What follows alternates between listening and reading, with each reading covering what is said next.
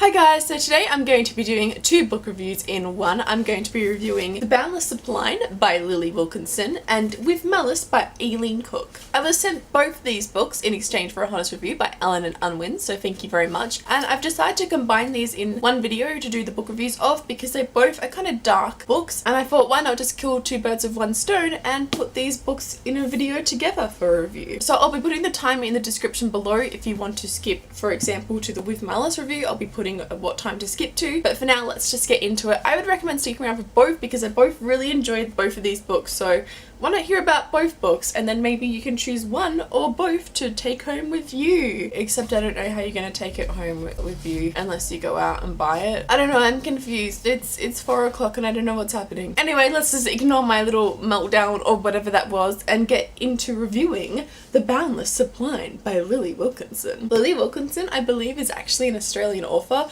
so hashtag love AusYA people. Anyway, this book follows a girl named Ruby, and Ruby's life is kind of depressing at the minute. She's lost her father and her brother. Her father's in jail and her brother is dead. Her mother isn't dealing well with it and neither is Ruby. Ruby kind of goes through life just wondering what's the point, how did she get here, what's gonna happen next, until one day she meets a boy named Fox. He's handing out these water bottles and she's kind of drawn to him because he looks so beautiful, but he tells her that he sees her. He sees her pain. For some unknown reason to her, she's kind of attracted to Fox and she comes across him again and she discovers that he really doesn't know much about the world. He doesn't really know the concept of money. He thinks a lot of foods are evil and bad for you. Books to him are a forbidden concept, as are movies.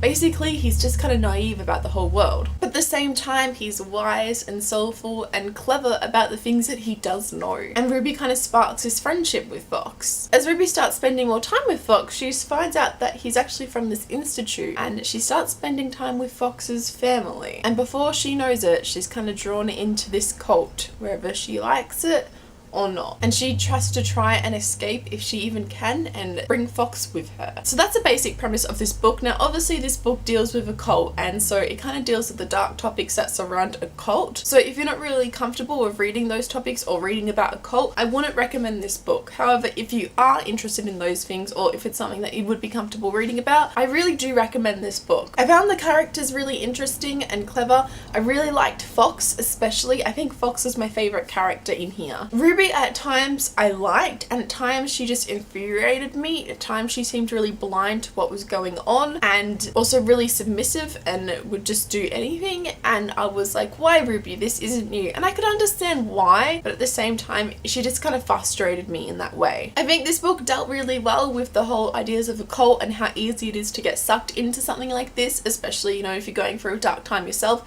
That's kind of when they prey on you and jump on you, and I think this book dealt with it well. There was also a plot twist in here that I did not see coming, and I was like, oh my gosh, I should have seen that coming, but I didn't, and I really liked it. This book can be really dark at some places, but it's also kind of lighthearted and funny in others, and sweet and romantic. It kind of has all the feelings in this book, and I really loved it. I believe this is my second cult book I read. I believe the first one was The Secret Lies or The Sacred Lies of Minnow Bly, something like that, and I really enjoyed that one, and I also really enjoyed this one too. I think they both handled the subject and dealt with the matter wisely, and I just really enjoyed this book. If this book does sound interesting to you, I would highly recommend picking it up. I really enjoyed it and I rated it a 4 out of 5 stars. So let's get on to reviewing our next book, With Malice by Eileen Cook. I feel like a TV presenter, like showing off like the U prize for the show With Malice.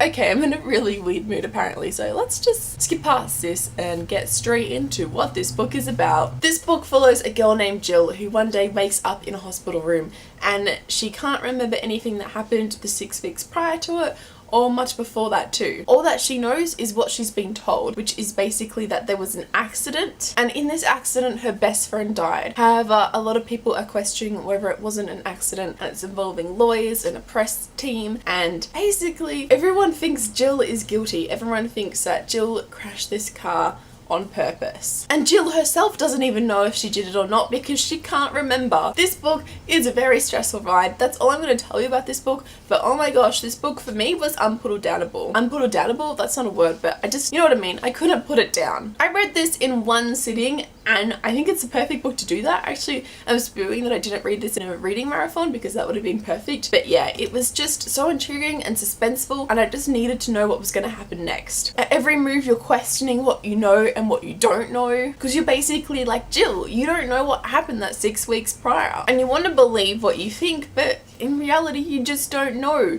So this book is really suspenseful, and also at the same time, it gave me a few grey hairs. I was like, oh my gosh, what's going to happen? This is serious. She could go to jail. Did she even do it? I don't think she did.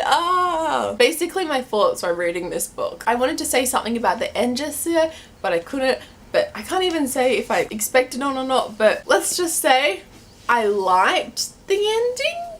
It was very different. Let's just say that. And I don't think I gave anything away, so overall though, I really liked this book. I really liked the suspenseful aspect of it and not knowing what you knew and like questioning everything. I really liked Jill for the most part and kind of felt sorry for her a lot. You know, she's been put in this awful position and she doesn't even remember, and you know, she thinks that she didn't do it, but she can't remember to be like 100% sure to tell the lawyers what happened. So it's just such a confusing ride, and I really liked all the characters in here except for a couple, specifically Jill's dad. I really hated him. If you've read the book, you'll probably understand. He was such an infuriating character for me. This book is kind of told in a series of different ways.